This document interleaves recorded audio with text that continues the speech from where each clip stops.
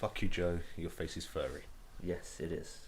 I am Uncle Hairy when he likes to call me. You're like a dead rat. How do you know your niece likes to call you that? Because that's what she always calls me and laughs when she says it. Yeah, but you call the boogeyman the boogeyman. I call the boogeyman Chuck Norris, but... Alright.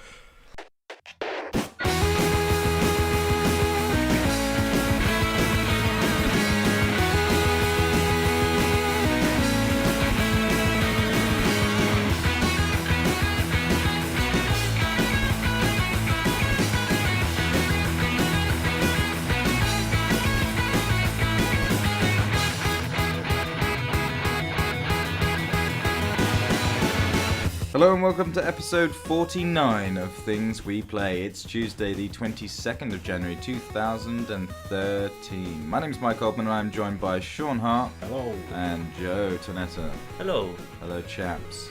It's our first proper episode back. Yeah. Back on track. Weekly. Are we? Are we, back? Joe? Are we back? I'm I don't know. Are we? Who knows? Yeah. I think we are. We're supposed to be. That's the whole plan anyway. It's damn cold. Really cold. This has been the worst morning ever. It's been a really bad, sort of disruptive morning. Yeah, But it's been weird. Well, we should point out the entire town this morning smelt of gas because of some sort of... I don't know, you said that a tanker had run aground. Yeah. You just made that up, didn't you? You just like... It's either that or the stuff that they put into gas to make it smell. Someone dropped a box of those. A box of them. I've Yeah. got a box of these smelly gas pellets. No, it's from Paris, apparently. Paris? It's from a factory in Paris. What? That's bollocks. According to the news reports, there's a factory in Paris that's gone... That's a definite cover story. Yeah, it's farted into the world, and that's why it's come across the south of the I reckon country. it's zombies.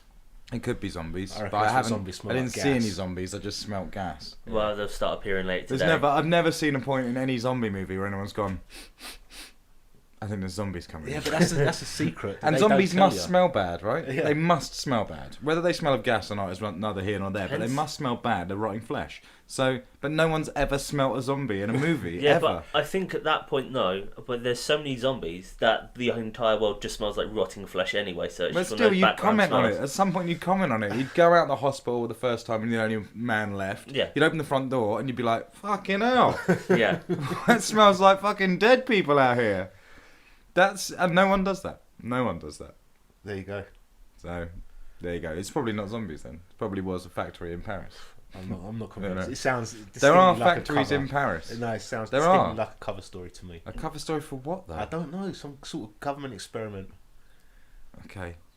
They're experimenting with zombies. They're experimenting with smells in the air. They're like, It's mind-altering that's not drugs. going to work. And they're just trying stuff. They're just throwing potions up into the air and they're going, does that smell? Does it smell nice? No, that's not nice. This one? That's lavender. That one's annoying. You know, and just, no. Or it's Mm-hmm. the gas companies have done it deliberately, so loads of people ring their premium phone lines. This is true. They just need to raise some money. Well, you were saying earlier that who was saying that the Ice Age was a gas company? That was Well, John. Yeah, that was me. John. Yeah. Okay. But they manufactured the Ice Age in order to sell gas to people. Yeah. It's clever. Yeah. I don't think it's the case. But it's... I just like to come out with random It's the conspiracy equivalent theories. of Mr. Burns trying to block out the sun, right? It's Yeah. just what it is. I don't know. It seems unnecessarily harsh. But there you go. Well, whatever. So stressful morning, but it's all right now. The gas company's supposed to be coming out to my place as we speak, because I phoned them and I've got a gas leak, not knowing that France was leaking, and maybe they've gone there. Maybe they've gone to Paris because they haven't turned up yet. So we're a little bit behind schedule because of that, which is nice of them, which is good. But yeah. No one's exploding. There's not been a single explosion. No, so we're winning at the moment. Yeah, exactly. But 7 days have passed since we last spoke. More than 7 days, actually. Yeah. So we should have lots and lots to talk about. Some games come out. This portion of the year is kind of jam-packed again. It's kind of like the end of last year. I know it happens every year. It kind of spills over right into the first quarter. But it's really, really busy for this first quarter. And we've already had a couple of releases this week, haven't we? We had Anarchy Reigns and Devil May Cry, which we will chat about. But yeah, there's loads of games coming out in the next sort of month or so. It's kind of a bit crazy. And good games. Yeah, well, there's nothing kind of towards the end of this month, I don't think. I think a lot of it's kind of mid to the end of February. Yeah. February, March are sort of the real big times. January's still a bit close, isn't it? Yeah. No one's really got any money left, and it's why games like Anarchy Reigns come out. Yeah. But yeah, so we'll get to those. But before we do, let's find out how everyone has been. Joe, how has your week been this week? It's not been too bad. Haven't really done much. Never do. I know. I know. I don't know why. I'm just always busy. It's been snowing. We've had inches of snow. Have you gone out there, made a snowman? I've gone to work in it. I did go for a walk as well. Out. Did you make a snowman, Joe? No. No soul. I have no socks. Okay, fair enough. I went for a walk. I fell over. Okay. How did you fall over? Why did you fall over? We were just walking up a dirt road, and I just sort of slipped off to one side and fell forwards. So you did that recently? Yeah, no snow involved. No, not even snow involved. And you broke your leg. So yeah, I just landed on my chest and it hurt. You must be feeling pretty good about that. It's kind of like a 1-0 situation. Yeah. You know? Yeah, my back was hurting for the rest of the day. Alright, so... But it's one of those things, you tell people you fall over, everyone laughs instantly. Before anyone's concerned if you injured yourself in any way, people just laugh at you. It's because you're sitting there in front of them perfectly fine. Well, I say perfectly fine. Perfectly fine for Joe. As usual, yeah. Exactly. Yeah, so you didn't say I fell over and, broke my hymen. Did you? You didn't say that. No. Is your hymen okay? I believe so. Right, his hymen's alright. Okay, yes, you fell over. That's kind of tragic and sad. But it happens, I guess. Doesn't happen to me, obviously, just you guys. But that's fine. Yours is coming. It's not. I don't fall over. It's going to be I don't epic. fall over. Yesterday I didn't fall over. I took 2 major spills yesterday, but handled it. We'll handled it. I did a see. proper Home Alone style. I'm all right. Yeah, I don't have a sense of balance at all. I'm I just pretty good. always go over. I'm pretty good at walking. I'm quite proud of how I handle ice and snowy situations in walking, and I'm quite good at it. We always have this conversation whenever we walk because you're shit at walking in the ice. I just kind of slip. It's because but it's just like the basic premise is just you don't want to put any large amount of weight on the ground for any long period of time. So you got to be light and quick. Quick is the key, not slow. But you need to have some form of grip to move, especially up. I kind of ice skate down the path. No, up. I can ice skate up a path. It's when you need a brief bit of grip. If you put too much pressure on it, you're going to lose that grip. Yeah, see, I just put pressure and I generally don't move anywhere. But you have no choice, Joe. You put pressure on everything. Yes, pretty much, yeah. It's so I'm pretty good at it. I kind of like it. I kind of find it exciting. Good. It's a little bit of a rush. I just hate walking down the hill in the snow. It's just a pain in the ass. Alright. Well, so you've not done anything else. You fell over. Yep. That was it. That was your highlight. Yep, about it. It's good. I haven't done a great deal this week, if I'm perfectly honest. Played some games, so we'll get to that. What about you, Sean? What have you been doing? You're still locked in this room with the old leg. Yes. You've got a red leg now instead of a white leg. Your cast is red. Yeah, well, last Friday I went to the hospital and kind of got scanned and updated and blah, blah, blah. They cut out all of the staples which were holding my scars together, and I've got some fantastic scars now. That's good. Fantasy scar? No, just fantastic scars. Okay. The big ones. Yeah. But yeah, I've been doing a bit of reading. X-Men versus Avengers. Well, hang on. But so why is it red though? Because they give you a choice of cast. Do you get to choose it as red? Yeah. What other colours did you have? Blue, white. Maybe that was it. Just the American flag available. Well, and the UK flag. Couldn't you just get like red, white, and blue? No. You get a choice. So I was like, I'm not fussed. That's kind of. I feel like that's I'm like. not fussed. Pick a colour. Reds. Just give me the I do feel that's too much. Like you shouldn't have a choice in that. Like that shouldn't be a thing. Like, it'll feel better though if he's got a red one. It is his favourite colour. Like, no, fuck you. You should just have whatever. It's like they're fixing you. Yeah, I went for the dark side. You know, it looks alright. Yeah, and I've done a little bit of graffiti on the side. Yeah, I mean that ruins it slightly. No, it looks amazing. But it's nice to have your name written on it twice. Is that a face as well? Have you drawn a face on it? Yeah. You've drawn a little face. My kind of super deformed face. Drawn your own face on your leg, which is... Just so everyone knows whose cast it is. Isn't weird at all. And then next to it you've written your name in big sort of bubble writing. Yeah. And then next to that you've written your name again. Yeah. So... really, this translates to Mako, which is cool. You know, so great they named me 3 times. How did you do that? It's on your leg. What? The drawing? Yeah. The paint pens? Yeah, but how did you... It's down on your leg? Yeah, well, I just put my leg across my other leg. Right. It was painful after about 15 minutes. Yeah, but at least it was worth it. Yeah. So that's the main thing. Yeah, it was flat. Will you keep... P-H-A-T. Will you keep that afterwards? No. Do they let you keep it? No, they cut it off, man. They don't let you keep the bits afterwards? No, they just throw it away. So they give you the ownership and the choice of the colour, and then take it away from you I cruelly imagine at they the want end. the crutches back as well. Yeah, but those are different. Those don't belong to you. That's yours. You didn't get to choose what colour the crutches were. They're just NHS No, grey. that's wrong. That's really harsh. But okay, don't break your leg. No, Golden rule. because you don't get to keep your cast. Golden rule. Yeah. Which clearly has depressed you. Well, it's just, you live with it for a while. You've got to be fairly attached to it. Well, you reckon there's a bonding experience with you? Well, you've drawn on the fucking thing. Well, that's the thing. It's like you've drawn on it now. So they're just going to throw away your artwork. Yeah, it's disposable art. But they're cool with That's the that. society They're we just live cool in. with that. They're just like, you don't need this anymore. Bin it. Incinerate that, will you, Tony? Well, I'm sure it's classed as like biohazard waste, right?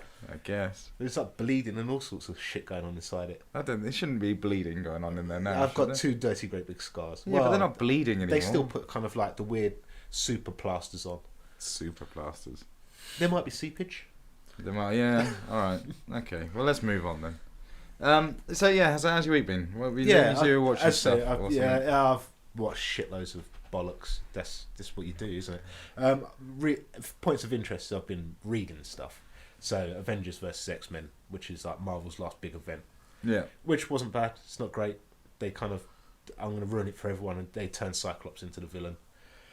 But I hate Cyclops. it's all just smacks so much of Civil War. It's like they're just repeating the same shit now. Well, but I guess that's what comics do, though, isn't it? So, I don't know, all these stories just written. Yeah, I guess to Yeah. some degree. But I've also read The Boys, which is finished now, Volume 12, Okay.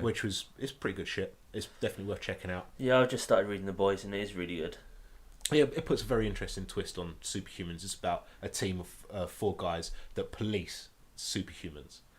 But obviously it's Grant... is it... Is it Grant Morrison? Grant? No, the other one. Garth Ennis. That's not the other one. Yeah, The other it one is. was no, Grant- they're very Grant, very similar. They're very similar writers. Grant Mitchell. Grant Mitchell. And yeah, so it's like brutal, bloody, a lot of kind of perverse sex acts going on in it. Okay. So it's definitely worth checking out if you're into mature comics. I never read comics anymore. I did read a comic this week. I read Kill Your Boyfriend again, because I haven't read that in ages, which is an old Grant Morrison Right. thing, which is wicked. And I think when I got it, I didn't have a clue who Grant Morrison was. Sure. And now going back, it's even more interesting to do it, because it's just about 2 like people that fall in love, one sort of like bad boy renegade motherfucker, and then some nice cute little girl. Right. And they kind of just fall in love and they run off together and cause a load of crime, and then he kills himself in the Blackpool Tower. And it's all kind of like a really small, concise little like Single story. yeah. But it's wicked, and it's worth loads of money now. Someone gave it to me years ago, and then as soon as they gave it to me, it was out of print, and it was worth quite a bit of money. And I was like, oh, pretty cool. So that's quite cool. Yeah, but I don't read comics. I can't. It's a medium. It is a medium that is quite heavily dismissed by the general populace. I just spoil it. I don't like. Yeah, you page turns in a book, right? You can put the important information over a page turn to keep going, and with comics that just don't do that enough, so it's just like in a little box underneath the box I'm reading. It's like I'm always reading the box in front of the one I'm reading, and so it's annoying. It's like I know what's going to happen just before it's going to happen every time. Ruins the punchline to everything. So yeah, that's kind of why comics suck. Crackle. I investigated Crackle on your recommendation. Yeah, Crackle. So Crackle is interesting. It's an app, isn't it, on Xbox? Yeah. Xbox Live. It's on other stuff as well. I mean, it's a network, isn't it, Crackle? But yeah, cool. Crackle used to be good. When I first heard about Crackle, it was through the Jace Hall show, which was a video game show by Jace Hall, who used to run Monolith Studios, and he's got a lot of famous celebrity buddies, and he used to do a reasonably good 5-minute little video game show only on Crackle. I used to watch it online. Then Crackle suddenly came to the 360, and it was like, wow, what's this Crackle app? Whoa. The fucking Final Fantasy app. That was you giving us shit for turning all our phones on silent and yours being on. So yeah, Crackle is this app, and they're just a media provider, but they have free content on this. There's movies, TV shows, and original content as well, right? Yeah. But a lot of it's garbage. Yeah. In fact, all the original content's garbage anyway. but a lot of the stuff that's not original content, like movies and TV shows, very are also budget garbage. stuff, kind of straight to DVD sort of films. Doesn't it have the entire of Jackie Chan Adventures on there? Yeah, but that's why it's great, because it has weird stuff because of that. So it has like Starship Troopers, Roughnecks, Roughnecks, and primarily Astro Boy and stuff like that. Yeah, primarily I was watching Spider-Man. The new Spider-Man, it's called, with Neil Patrick Harris as Spider-Man. It's all kind of cel-shaded CGI. Yeah. But the thing that has struck me about Crackle is that it now has adverts where it never used to have adverts. Yeah, I'm right? pretty sure it never used to have adverts. But obviously, you kind of like you accept that it's a free service. I'm Yeah. not paying any sort of subscription. They've got to fund it somehow to get new content, right? Well, and I'm cool with like TV show stuff if there's adverts because I'm used to it in that Yeah, format. The problem sure. I had when I was watching Crackle recently was that I was watching a movie and adverts were just coming up in the movie. Yeah. Like every 15 minutes, it would just stop the movie and you're like, oh man, it's crashed. And a little spinny thing comes up. And then suddenly someone's trying to advertise me something. And then it goes back to the movie. And it's like, that hurt. That pulled me out of the experience completely because he gave me no warning. But I can sort of live with it just about, maybe. But the thing with Crackle and their adverts is they're really badly edited in. Like most TV shows will have a second black spot, right? Where Yeah. an advert's supposed to Yeah, be. yeah, sure, yeah. And it doesn't use that at all. It just sticks at, like, literally at one point Spider-Man was mid-sentence when an advert came in. And the other thing is how fucking inappropriate they are. There's like adverts for not getting cabs off the street because you're going to get raped or stabbed. Nice. An advert for rape, if you could see An yourself. advert for rape. Well, Yeah, Like, yeah, I know the anti-rape one, advert. yeah. lonely, cold at night. Do you need to feel the touch of a stranger? Have you tried rape? An anti-rape advert. An anti-rape advert, that's alright. It's a bit more, but still, it's like a kids' program, and it's like these adverts come up That's true. repeatedly. There is other adverts in there for cancer and stuff that you want your kids to know about, but primarily it's about murder and rape. And it's just like those are the worst adverts you can have in a Yeah, kids' it's program. not good. Right? It's not good. And those adverts tend to be way more graphic now than they ever used to be because they rely on shock tactics. Yeah. Yeah. So you're quite often looking at a dead child in the road or something like It's that. not quite that bad, but there is a cab driver with a Stanley knife. That's pretty bad. That's enough to make me never Sliding get in it a into cab his- again. Sliding it into his pocket. Serious? Yeah, and kind of like a girl getting locked into the cab as all her mates get out. Oh, I'll only get a cab if all my mates are getting it with me, and she's the last one in the cab. And as they're driving off, he looks back. The cab driver looks back in a sinister way, and then locks all the doors. And there's one chick who's like, "Oh, I'll talk to my friend all the way home," and he drives under a bridge, and her signal drops off. And he looks back and gives her a sinister look again. It's just like, They're fucking terrifying. That's really bad. I've not seen these ads. well, you're obviously not watching the kids' I'm not watching programs. Amazing Spider-Man or whatever. You're no. watching 18-rated films. Where it's toy adverts. Damn, those sound really harsh. Just the idea of a cab driver with a Stanley knife concealed in his pocket just frightens me. Like the lock in the doors is bad, right? It's like you're kidnapping your man now. That's quite funny, but nothing's really implied apart from just like maybe he's locking the doors because you're in a moving car. But a Stanley knife? What's he? That only is implying that he's going to slice you to pieces. Yes. Yeah. I didn't think that was what cab drivers did. No. I thought, yes, they okay, generally, they they- generally pick you up. Yeah. Sometimes they talk too much. Occasionally they rape you, but you never really hear the story of the cab driver with the Stanley knife. It's generally the cab driver being attacked with a Stanley knife that That's you hear true. about. Yeah, you do hear about that. I wouldn't want to be a cab driver. Horrible. No. Nah. Horrible. No. You know, get out of my car. I think it's kind of one of those jobs you fall into. I don't really think people grow up going, when I'm growing up, I'm going to be a cab driver. Well, do you remember years ago there was that story, wasn't there? 'Cause there was that guy. He was a black guy, cab driver who was just doing his job. He was saving money, I think, for he wanted to open a limousine service. Right. And he picked up some guy at the airport once. Are you talking about Collateral? Yeah, Collateral, Yeah, that was it. Yeah, Tom Cruise movie. Yeah. Yeah, good film. What a dick. So, yeah, okay, cool. Anything else you've been doing this Yes. week? I was openly attacked on Twitter. This is a Oh, good story. actually, I do know what you're on about now. Yeah. Okay, so Yeah. so tell us about this. You were just minding your own business on Twitter, Pretty much. doing your tweeting, Yeah. and all of a sudden, out of nowhere, a cab driver came at you with a Stanley knife. No, what happened was, as a general rule, if someone follows me on Twitter, out of courtesy, I will follow them back. Fool. Like, I'd never do that. I'm not following you back just because you follow me. Well, that's the difference between me and you, my friend. Well, it depends on who follows me. it depends on the yeah, account, right? If it's something fairly interesting that follows you, then you might follow it back. But this is a good example because your account, it's you. You're quite openly there speaking about rap music and games and various other crap like that. Yep. And this account follows you called @thegirlhelper. Yeah. Okay.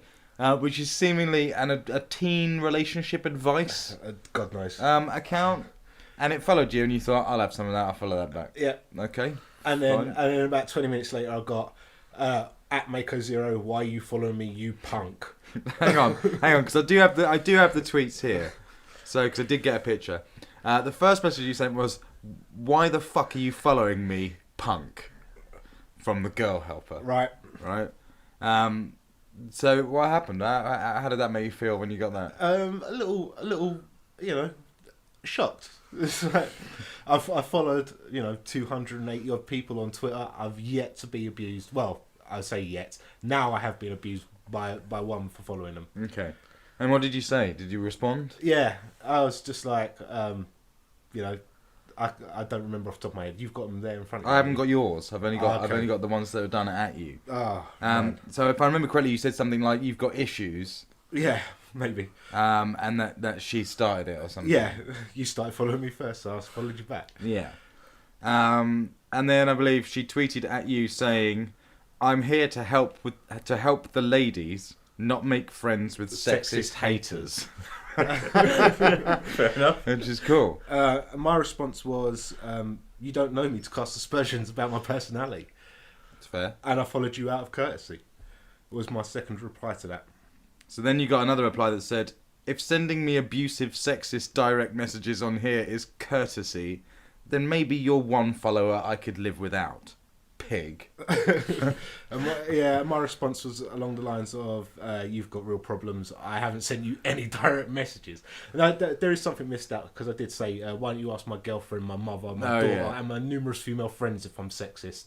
And then to her response, I was kind of like, if I've sent you abusive direct messages, complain to Twitter. And then suddenly, all of her tweets were down.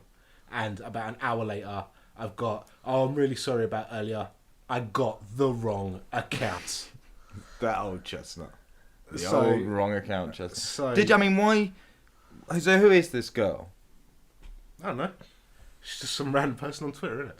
Well, and why did you why did you send abusive sexist I messages? didn't. That, as she openly admitted, which I retweeted for everyone to see. Yeah, I did see. Yeah. I've got her account up here, so you can read some of her tweets just to see what we're dealing with here. This the girl helper account. First tweet that she made says, "If you're walking away from something you want, don't." You know, your own life isn't like anything else. Movies, books, TV shows, the Twilight Saga, your friends' stories, or columns in magazines. Don't use advice written about bad guys, Joe, on relationships involving good guys. All right. So yeah, that was quite entertaining for an hour or so. Yeah. You were abusing some poor innocent 14-year-old on Twitter.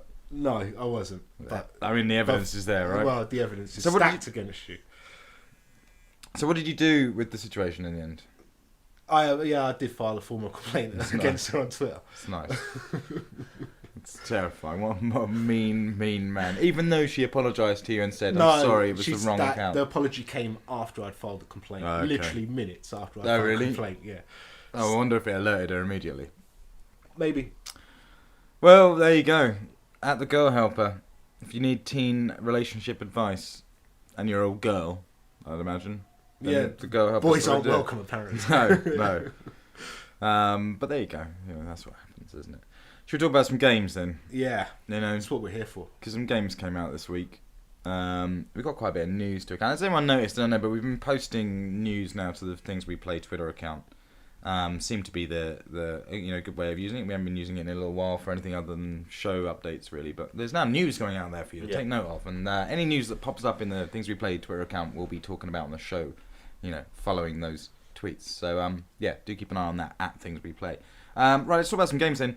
Games came out. There was two notable releases in the last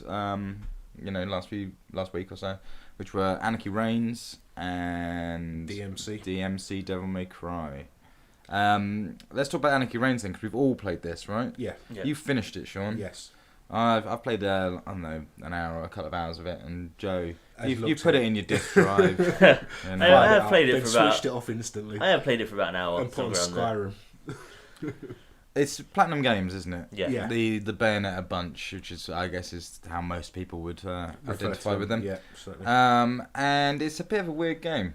First of all, it's cheap. Yes. It is cheap, It's yeah. like It's 20 quid It's 20 off the quid. shelf. Yeah, it's 20 quid. So there is that. That is the good thing going for it. And to be honest, if it wasn't 20 quid, my view on the game would be A different. lot worse. Yeah, Yeah, sure. I think many people would. It's kind of. It's not really, is it? But it's sort of a little bit of a spiritual successor to Mad World. Yes, it has Mad World characters, Yeah. as well as Bear World characters. So you've got Jack, Yeah, who was, I guess, sort of the main character from Anarchy Reigns. yeah. You Well, know? we're split between him and Leo, the black side and the white side, right? Right, and so he was the main character from Mad World as well. Yeah. It doesn't look anything like Mad World. Whereas Mad World was kind of beautifully arty and black and white with all of its cool sort of Sin City red flourishes and stuff. This is nothing. This is like colour. yeah. It looks a little bit like Earth Defense Force Insect Armageddon. There was a strange noise that just came from the walls. What was that? Drill. Yeah, that's what it was. Yeah. That was a drill. Yeah. All right. Don't panic, everyone. It was just a drill.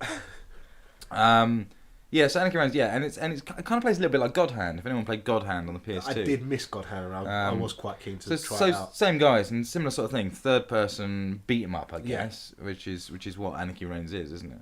I don't like this game at all. It's a weird game. I mean, the fact it was £20 made me kind of play through it. If that makes any sense. If it was £30 or £40, I wouldn't have purchased it. Period. Yeah, sure. It's kind of. I've got a really strange relationship with it. Okay. I do like it. Yeah. But it is very, very, very, very repetitive. Yeah, well, that was my biggest fear with the whole thing because it is. I mean, those beat 'em ups are right. Yeah.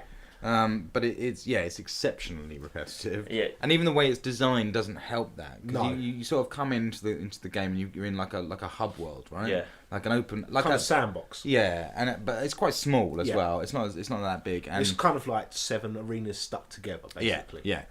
And which is where the levels take place, don't they? They take place in that same world. They're just in segments of it. And there's constant enemies always coming at you, so you can just grind your fucking level up. Yeah. And it opens up like 2 missions, basically, like a free mission that you can do. You can just do over and over again to gain loot. Yeah. Or to level up your character. Yeah. Well, you don't level. It's just to earn points to unlock new Yeah, levels. sure. So just to unlock new levels. Yeah. And then the other level that's on there is the actual story level, and then you can do that once, and then that's locked off. kind of it. So, but it's kind of weird because every time I've done it, I've gone in and it's like, okay, here's your free mission. You go, okay, I'll do the free mission. They're generally a bit shit. They generally just beat up a load of guys. Yeah, it's like beat 50 enemies up, beat 100 enemies up. And then it's like, then here's your story mission. You go and do your story mission. It's not much different, to be perfectly honest. But more you do often that. than not, you're fighting a key character in the story. Yeah, it's more sort of like and you get a semi-boss cutscene. battles and And then it just spits you back out into the hub world again. And you're like, great. And it's like, and it just goes, do you want to do this free mission? You're like, well, I did the free mission before I did the main mission. No, I want to do the next mission. And it's like, well, you can't do the next mission yet. Do the free mission or beat some crap out of some guys. The first level, I found that you tend to be either running around the hub world quite a lot or doing your free mission over and over again to open up your story missions. yeah. Later levels, it's not like that. It's literally once you've done your free mission, almost always the story mission opens up straight away. Okay, but you are still doing both the free mission beforehand, right? So it just annoyed me in that way. Why can't it just be free mission, free mission, like all the way through? Forget the hub world. Yeah. Because I don't need it at all. I'm in the same place. And it's just strange. It just seems to be padding out the game for no real reason. Yeah. And I don't want it padded out because I'm not exactly having much fun with it anyway. Sure. And the cutscenes and all the little bloody dialogue bits you can't skip. And it's just like, oh man, don't make me... Like just an animation of like you go into a free mission and you might see 5 bad guys like run out of a door. And it takes like 4 seconds for them to do it. And you're like, I don't want to see that again. I've seen it. Just I want to skip the button and have them all there and beat them up and then go. Because I don't want to do this mission because there's nothing in this mission. Yeah, I mean, the dialogue obviously should be mentioned because it is exceptionally bad. A lot of... Well, first of all, most of it is presented with 2 heads talking to each other like... With bad lip sync. Yeah, like kind of turn-based RPGs. Really bad lip sync. I don't mind bad lip sync, but when there's no sound and the lips are moving, that's when I have a problem with it. And also it's like they've got 2 characters from 2 different films just saying lines. None of the dialogue actually makes any fucking sense at all. Yeah. And like you said, it's not skippable. The first time you're playing through it, you've got to watch all of this bollocks, and you don't give a fuck. Well, it's not about even any that. of it. It's the first time you're playing through it. It's not skippable until you complete it. So like the first time you can repeat that little bit over and over again, and it will still play it to you. Yeah. If you haven't finished it. Yeah. And it's like, fucking you bastards. Like, if I haven't finished it, then I'm struggling with it, so don't make me keep watching this stuff. But it's an odd game because it's multiple characters, isn't it? It's not like... It's not just like one character to go through. There's two sides, like you said before, the dark and the light side. Well, black and white. Black and white. So black being Jack's story, white being Leo's story. Leo being part of British Petroleum Services, BPS. I can't remember what it actually stands for. Right. It's nothing to do with petrol. And so they're both hunting down the one character, Max. Max Anarchy. Which was what the original title was called. Exactly, yeah, it was. And it was a better title, right? The game was going to be called Max Anarchy. That's kind of cool, kind of cheesy, kind of fun. And then Anarchy Reigns. It's kind of just flat. Yeah. But, and he's like a BPS cop who's gone rogue and he's killed loads of people, one being Jack's daughter. Jack's daughter. And so Jack is a bounty hunter who's out for revenge and kind of not revenge. He's been approached by Max's daughter to bring him in safely. Right. Where most of the BPS, other than Leo, because he was Leo's mentor and Sasha's mentor, who's another character from the BPS, they want to kill him. They've got a shoot to kill order. So Leo and Sasha kind of go rogue to bring him in safely as well. And then they kind of team up towards the end. But I mean, in terms of plot, it's fucking wafer thin. I had no clue what was going on. Just punch people. It's very manga in that kind of sense. And you don't really get cutscenes until right towards the end. When you go to the red side, which is after you've completed both black and white side, it's then delivered as cutscene mission, far more traditional. But in overall essence, this is very much a last generation game. Yeah, it feels cheap. It feels like it's Platinum Games' B team working on it. Do you know what I mean? I mean, they're doing Metal Gear Rising and Which has got to be moment. like the main guys on that. So it feels a bit weak. It looks kind of PS2 like, doesn't it? It doesn't look particularly special, and it doesn't play particularly well. I mean, whether you like Vanquish and Bayonetta and stuff like that, it sort of doesn't really matter. This game is already not up to the quality of either of those titles, and I would say Vanquish wasn't up to the quality of Bayonetta either, but yeah, it's a bit poor in that respect. It's weird though. There's Bayonetta characters, isn't it? Bayonetta is an unlockable, right? Yeah. Well, she was pre-order bonus. Right. Okay. And there's the dude, her Baron, her gun dealer. Yeah, who's in the game quite a lot actually. Yeah. Especially if you're playing for Jack's side. Yeah. And he's alright. I don't mind him. I hate him. And he even refers to himself as the token black guy. Well, it's just like, but still. Right. It's just like, I suppose we've gone past the point where you can make that joke now, but yeah, the bits that really annoyed me about it is some of your finishing moves. So you've got a chainsaw as Jack. I was playing as Jack, and you've got a chainsaw, right? You've got your Mad World chainsaw, your Gears of War style chainsaw, and it shows me sawing people in half. But sometimes who I'm sawing in half is the guy in the cutscene that's going to happen after I've killed this character. So I'm fighting a boss. I literally saw him in half. I see his character model split in half. And then he's talking to me in the next cutscene. Yeah, well, nanotechnology. I'm not a big fan of the chainsaw either. It's really slow, and it's just like a pain in the ass to use it. It seems like both of you picked the black side to begin with. Yeah, which is not a good idea. Leo's faster, more agile. His moves do a lot more damage because you're moving so much. You're doing far more moves. Yeah. So it seems like you do more damage. Where Jack is blatantly a stronger, slower character. Yeah, I mean, his speed didn't bother me so much. It was more, the combat just bothered me in that, certainly in the beginning, and obviously I haven't played it for too long. It was just getting to the point for me where enemies weren't really going down with one hit anymore. Yeah.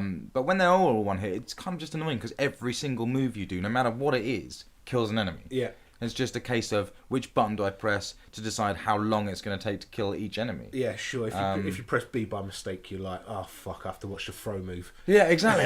Again, it's another case of this all just takes fucking far too long to do. But none of the design is particularly good anyway in any of it.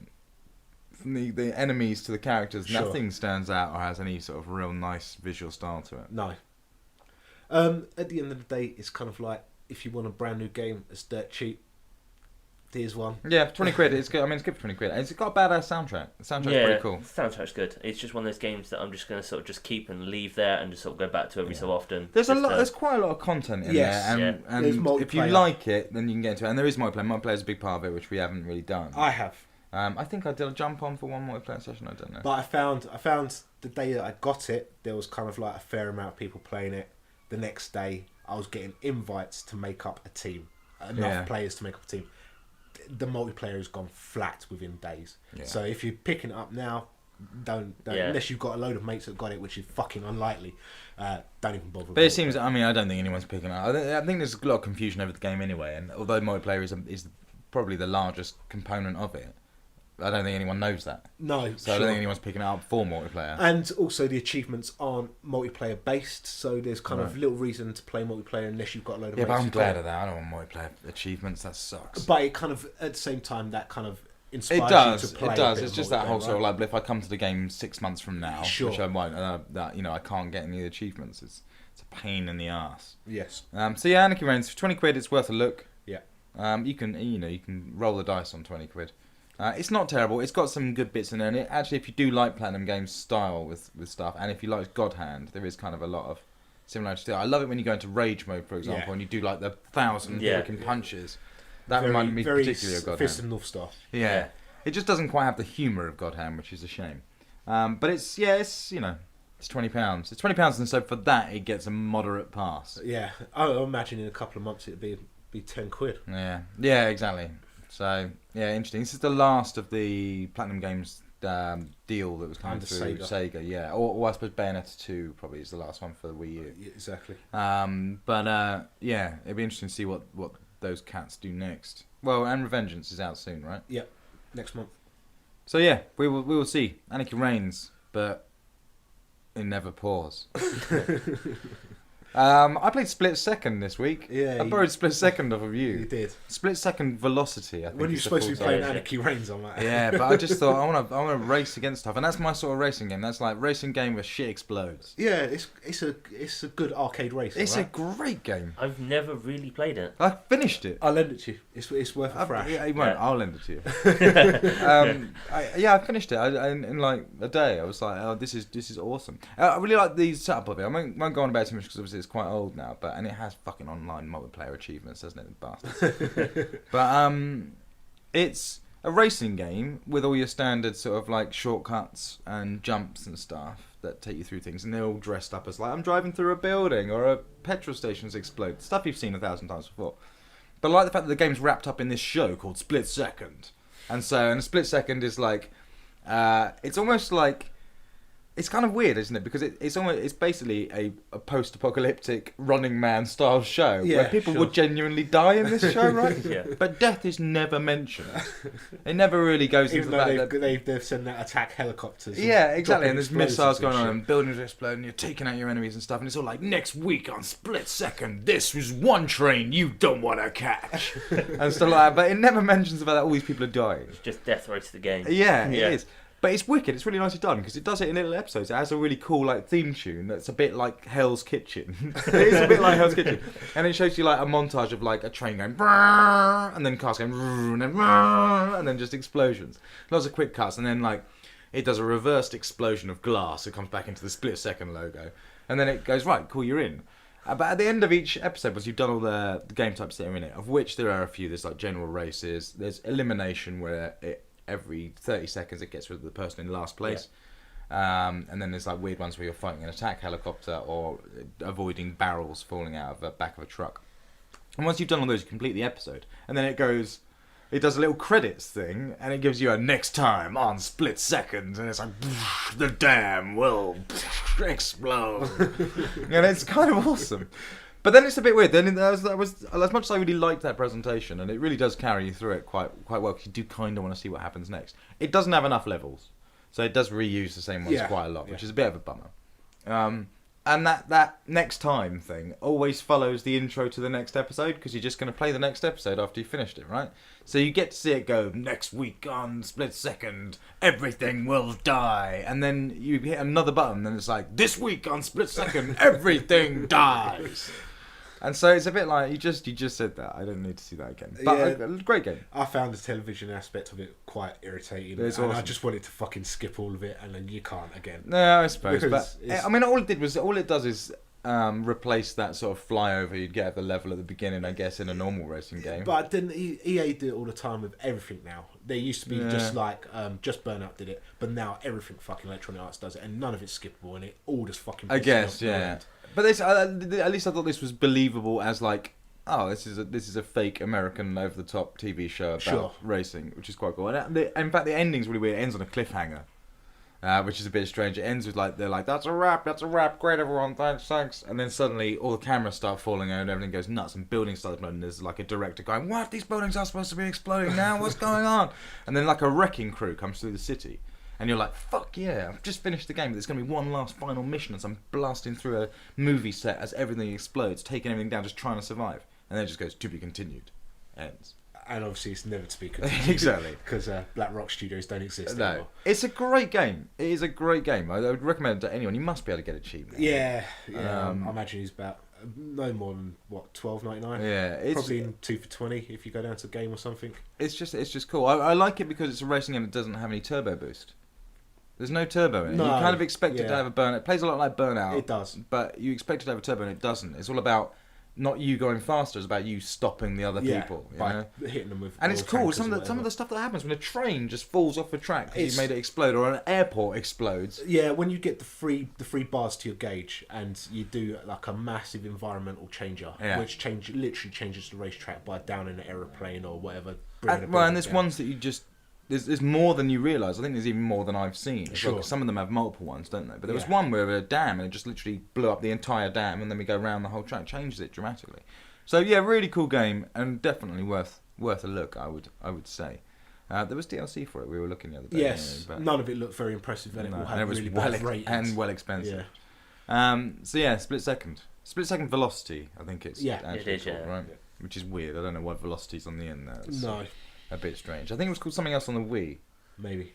Or maybe they made more of a deal of the velocity nonsense. Who knows? Alright, well, should we take a quick break? And then come back with some Devil May Cry chat? Yeah. In that case then, we're gonna play some Devil May Cry music because, again, another soundtrack is pretty good. In fact, all the games that we're talking about really this week have had pretty awesome soundtracks. Anarchy Reigns' was good, and Devil May Cry is also good. So here's a track. It's by Combi Christ, and it's called Throat Full of Glass. Throat Full of Glass. It's from the opening sequence when he's in a nightclub in a sort of Blade style. Look at how fucking angry I am at everything. Sort of nightclub. Yeah, fucking yeah. So here's that, and we'll catch you on the other side. Can't stay awake, burning alive.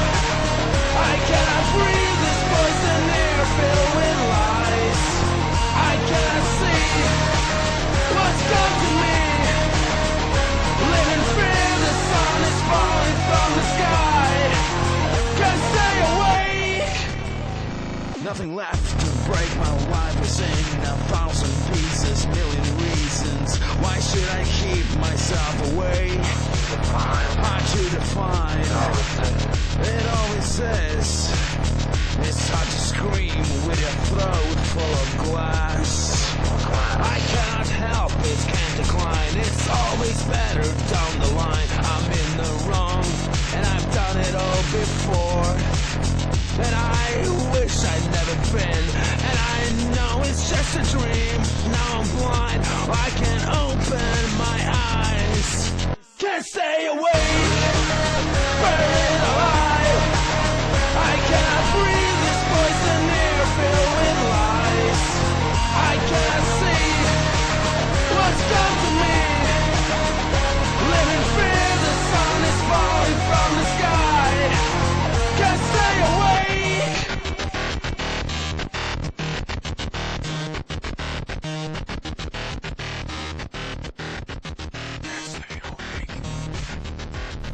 Okay, we're back. That was some jamming Blade-like music. Devil May Cry's a lot like Blade. I get a big Blade vibe from it, from that sort of... Right, so Devil May Cry. DMC Devil May Cry, weirdly as it's called. Big D, small M, big C, Devil May Cry. Yep. Weird. Why did they need to call it DMC and Devil May Cry? Because I think it is to let you know this is new Devil May Cry. I guess. I mean, it's what we were talking about earlier, and we'll go into a bit more, but I kind of feel like partly with this game it's been a bit hampered by the Devil May Cry name. Yeah. Because the new direction that it's taken put off a lot of old Devil May Cry fans. And Devil May Cry is a name... If you're a gamer, you know of it already, so you already know I'm not interested in Devil May Cry, perhaps. Yeah. And if you're not, it's just not a name that inspires anything in particular. So it's weird that they went DMC as if they were going, all right, we're just trying to get rid of the Devil May Cry name, make you forget about that, makes sense, right? It's Which new. they did, like in the build-up to it. they kind of did. Everything was totally. just DMC. But then it looks like they bottled it at the last Yeah. minute, and it's DMC Devil May Cry. Like they've tried to just go. No, it's still Devil May Cry. It's not Devil May Cry, but it is Devil May Cry. It's not really, but it really is. And then like pre-order stuff, we can have white-haired old classic Dante. Yeah.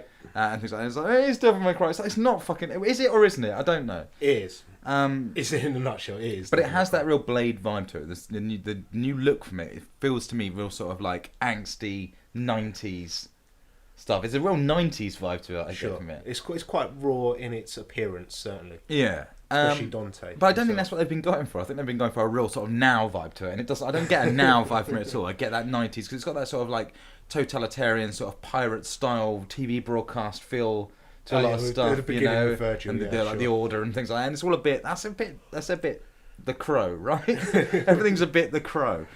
So yeah, Devil May Cry. Let's chat about it. It's you've played this. You finished it, Sean. Yeah. Joe, you've not played it. No, I have Did you not. play the demo?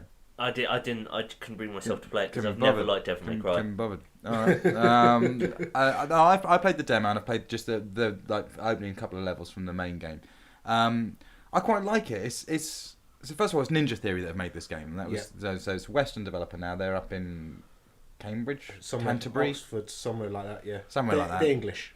Yeah, they're the guys that made Enslaved Yeah. and Heavenly Sword. Both of which were like okay games. I mean, Sure. Ninja Theory are a bit strange. Like Heavenly Sword was it was a launch game for the PS3, wasn't it? And it was Which wasn't a launch game. In the No, end. It was quite late, wasn't it? and it was quite a good game. It wasn't Yeah, great. I had high hopes for Heavenly Sword. Yeah. And when I actually got my hands on it, when I had my PS3, I was like, this game sucks. But Enslaved was the same, right? Enslaved had a lot of good moments, and a lot of people really liked Enslaved. But it was sort of let down. Like the presentation-wise, they're really good at it. I mean, they work really closely with Andy Serkis to do all the facial animations for Enslaved. Sure.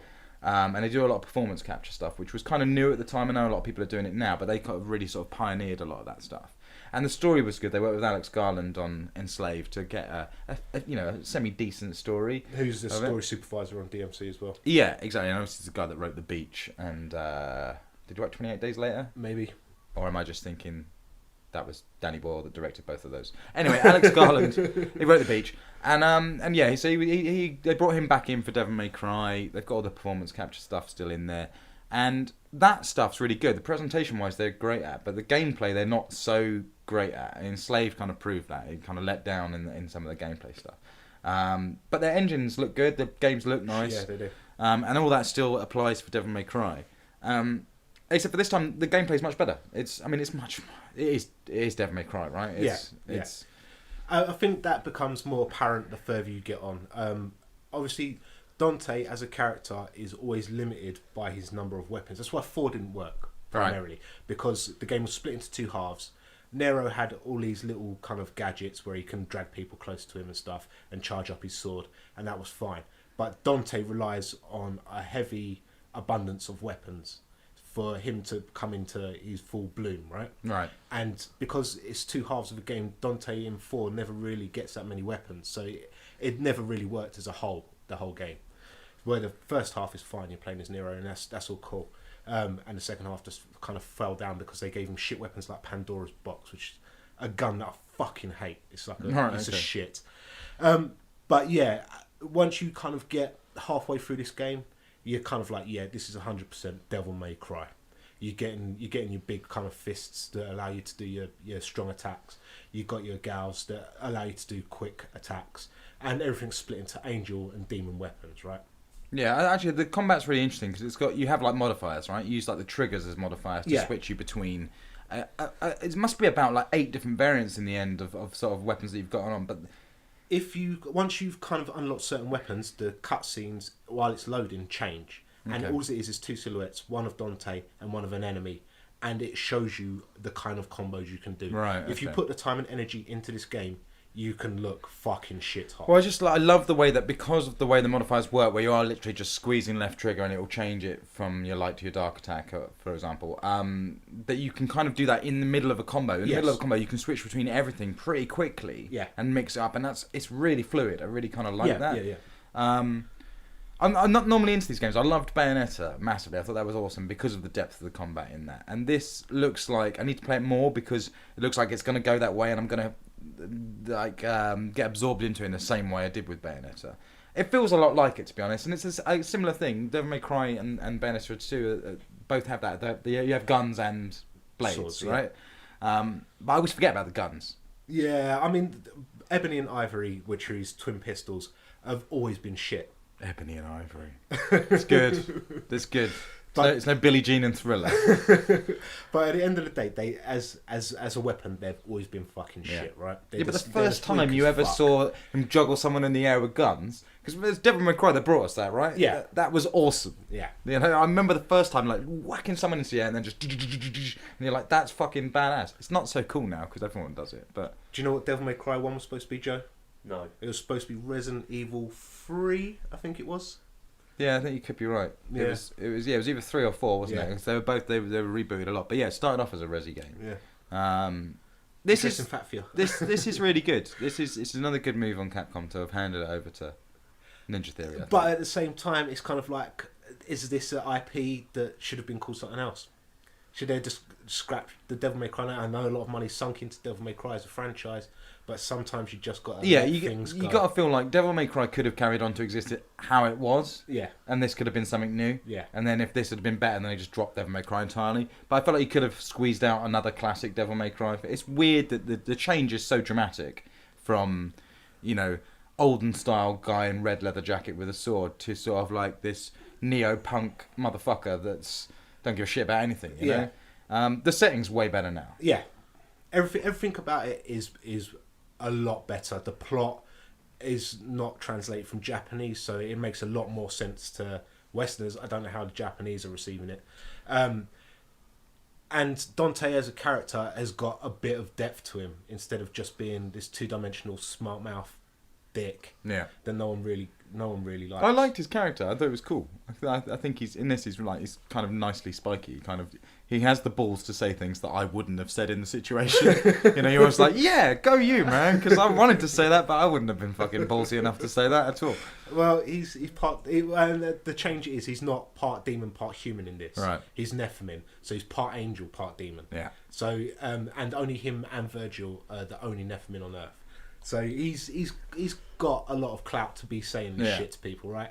He can pretty much regenerate any part of his body, so he can stand facing a 50-foot demon and go "fuck you." Yeah, sure. This is getting rave reviews at the moment. People are loving. The Devil May Cry. crazy thing is, no one on my friends list is playing it. Yeah, sure. I haven't Not a seen many single people playing person on my friends list is playing this game. it. But it's hard as well. Have you seen like there's like 8 difficulty levels for this game? Yeah, but Devil May Cry always had that. Did it? Always, yeah. Devil May Right. Cry 1, it's got Dante Must Die mode, it's got Sparta mode, it's got a lot Okay. of. It's for the hardcore. Devil May Yeah. Cry has always been, but now with Xbox, they did it with 4, and they've done it with this. Is that they start with an easy setting, Right. Okay. and in my mind, that's how you play Devil May Cry. You complete it on easy, and that gives you X amount of power ups. Then you complete it on normal, that gives you X amount of power ups. And as you complete it on each difficulty setting, it unlocks more difficulties for you. Okay. What sort of set piece wise was the game like? Because I mean that's always kind of It does have some fucking wicked bits in there. There's kind of a bit where they've got the villain of the piece, Mungus, I think his name is. He's like the archdemon who's controlling all of Earth. He has a news station called Rapture, and they kind of put out anti-propaganda against the Order. You go and take out the guy behind that, and it's weird. It's almost like the section in Saints Row the Third, where you're inside the computer, but you're inside inside the television, basically, with this. Oh really? But Shit. there's moments where you hook onto his face and you find like a giant sort of Tron face. There's moments where you hook onto his face and you get whipped inside his face, and it goes to like an aerial camera view in black and white footage of you on a pier just fighting demons, but you're controlling Dante from that. That's quite cool. Yeah. There's also bits where Virgil and Kat, who's the female antagonist in the main thing, are in a car, and it goes into bullet time as they go over jumps and stuff, and you've got to then move around the environment and whip like kind of storage tankers out of the way of the car as it's going over jumps and shit like Nice. that. And that's pretty damn cool as well. It's got some really sweet and well thought out set pieces in Yeah. there, but you do have to play. You have to kind of go through a lot of grinding to get to that. It's cool to see that. It's unusual to see that, right, from a Western developer to do that sort of crazy shit, because no one really does that. It's a very Japanese thing to do, right? It's a very Platinum Games thing to do, and it's kind of, it must be kind of awesome to have been working in Ninja Theory and just go, you know, we can kind of do whatever the fuck we like. I mean, maybe we wouldn't have done this if we weren't making a Devil May Cry game. Which is awesome. It's worth pointing out this is the first Devil May Cry game to run at 30 frames per second instead of 60. Yeah. But you don't think that's an issue? It doesn't hinder you in any way. It's not really noticeable. It looks smooth, and the controls are so tight on it. Yeah. I must emphasise how quick, and it does have animation breaking dodge, which is a godsend. Yeah, I think it's one of the key points that you do notice between this and Anarchy Reigns. Yes. Although they're not that similar a game, they've still got the 3D combat. Yeah. You know, Yeah, the fluidity of controls in this is so much better. Yeah, there are just times in Anarchy Reigns where you wish your dodge would break animation. So you're in the middle of the punch, you're like, no, dodge, and it just won't happen. But the worst thing with Anarchy Reigns is that it's a 2-button dodge anyway, so you've got to hold the right trigger and then tap A, which is guard. So he has to go into guard first and then jump. So your timing in Anarchy Reigns is a lot more key to Devil May Cry. Devil May Cry, you just bam, you've moved, and it's beautiful. In my mind, this is very much closer to 3, which in my opinion was by far the best of the Devil May Cry series. Okay. The controls, as I say, are so tight, and the fluidity of combat when you can switch between your angel weapons by just tapping left on the D-pad, so you can go from scythe to gouge, your axe to your big fist by tapping right on the D-pad, and you can build some really sweet combos. But like I said, it's a game that you'd have to spend a lot of time invested in to kind of get to that level of knowing what you're doing and what all the buttons do. Yeah, sure. Is there any multiplayer or anything in this? No. There's not. That's good, isn't it? Yeah, it's it's cool. Like I say, everyone seems to be raving about it. It seems to be a bit of a surprise hit for Ninja Theory. I'll play some more. I do quite like it. It's only the repetition, isn't it, that's going to harm me really in these sorts of games. With this, I found that I couldn't play more.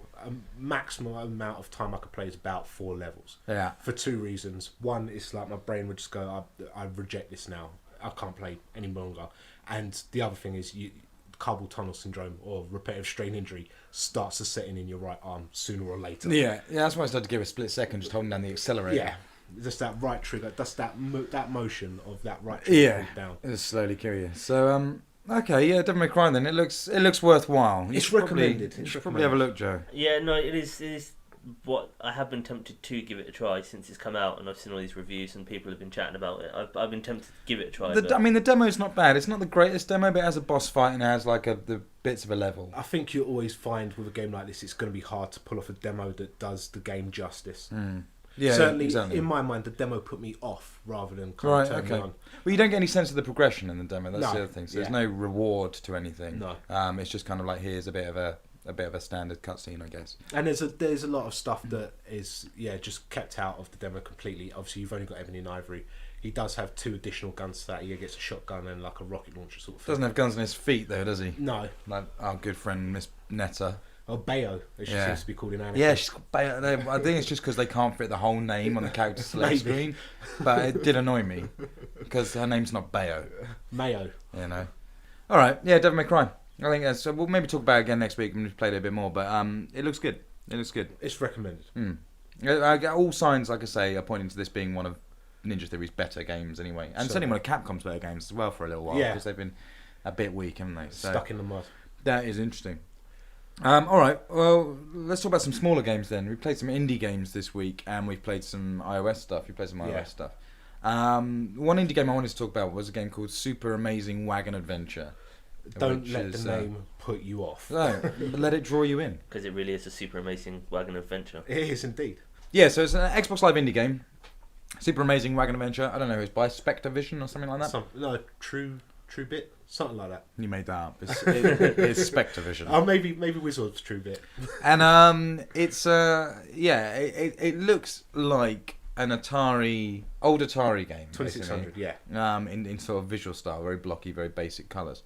And it's even got filters on the screen to curve the edges like an old CRT and have like scan lines and stuff. But it's kind of trading a little bit off Oregon Trail. It's a bit like Oregon Trail. A bit. It's like action Oregon Trail. So it starts off and it gives you a little bit of a story, and it's like, hey, yeah, loads of between these 2 dates, loads of travelers, traveled across America, and here's the story of 3 people that are doing it now, and then you are the 3 people, and you play in this wagon, the Super Amazing Wagon, I guess, from the title, with 3 characters, all have individual life bars, 4 bits of health, 4 hearts, and it plays like a shooter, right? So it plays like R-Type. Most of the time, I guess, where you're controlling this big wagon, no animation on it whatsoever, just floats around, and you fire in one shot at things coming towards you. And that's kind of it. But then the game throws all these random story elements at you. So every 30 seconds, I think it's about 30 seconds, it changes, right? So it starts off, you're going along the plains, you're shooting deer or whatever, and then it will go, after 30 seconds, black screen comes up with some text on it telling you the next bit of the story, and then it cuts to another bit of, maybe you're still going along the plains, but bandits are attacking you, you attack the bandits, then it says... a machine gun wagon appeared, and then a machine gun wagon appears, and you do it. A bit like video game that we talked about before, and kind of really WarioWare-like in the swiftness of the way it changes, and gameplay changes slightly. As far as constants go throughout the game, you're collecting animal hides, which you then use with fur traders to buy energy and stuff like that. But aside from that, it's just sort of like an R-type style shooter in a wagon setting. Occasionally you get out of the wagon as a character, and then it turns into a twin stick shooter as you can wander around and you have to pick up berries or go into caves. All sorts, But it's nuts. The story's nuts. The random elements are so fucking good. It's unreal. So a typical adventure starts off day 1. You're in the forest. You're shooting in animals to collect their hides. That's fine. Then bandits attack. Then a machine gun wagon will attack. And those 3 things are constant. Yeah. Then it starts to deviate, and it might be you come across a river, and you come to a river, and the river's too... you could either jump the river. It was like one of your characters has the amazing idea to jump the river, or you could just ford it. So you only have the option, do I jump the river, or do I ford the river? And if you jump it, then it just takes a flying leap off a cliff and jumps through the air. It's really crudely animated through the air. And you might make it across the river, or you might land in the river and have to dodge some rapids. Or you might end up in space. Or, as you played it, when you played it, Joe, you ended up in space. A gust of wind took you and carried you into the orbit of the Earth. And it's nuts. And weird shit like that happens all the time. A tornado picked me up once, and it's like, a tornado picked you up, and then you're, flying through the air, and it's like, but then it also picked up a herd of buffalo. And buffalo are, flying at you, and you're trying to dodge those. You meet bandits. I met weary travellers one time, and they were asleep, and I could steal their stuff if I wanted to, and then I stole their stuff, and then left, and it's like, it says, you felt bad about stealing all their belongings, but ultimately realised that you needed all the help you could get. And then I went to where I was going, came back the same route, and I found 3 dead bodies from the travellers where they'd starved to death, where I'd taken all their stuff. And then later on in that level, I get haunted by their ghosts because I did it. But there's other bits where you can find mushrooms. It's like Jeremy went off to find some mushrooms, and on the way back he eats a mushroom, and then it cuts to TV snow, and he's just there by himself, and it says Jeremy battled his inner demons. And then there's these demons coming towards you, and you're just taking them out one by one, and then it's all the pain and suffering attacked him, and then it's dead bodies, they're dead enemies that you killed throughout the level are coming back and haunting you as you're having this bad acid trip. It just goes nuts. You go into space. I travelled forwards through time. I went through a portal and ended up on a motorway with a wagon. You go through a civil war. Underwater fighting giant squids. Yeah, I stole a sword from a bunch of ninjas and then got killed by a guy with shuriken. It's just nuts. And it's so quick and fucking hard. Yeah. And you can name the characters to whatever you want to be.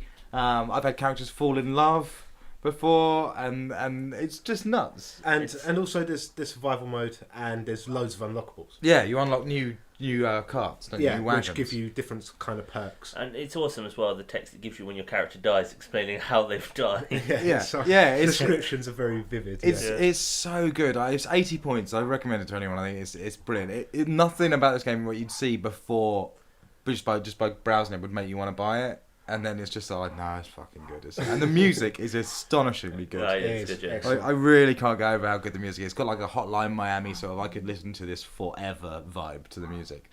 But the game is long and punishing. You never have any idea of how close you are to the end of the story. I don't know if there is an end. There is. There's a thing in the options that you get. There's something you unlock for completing it. Right.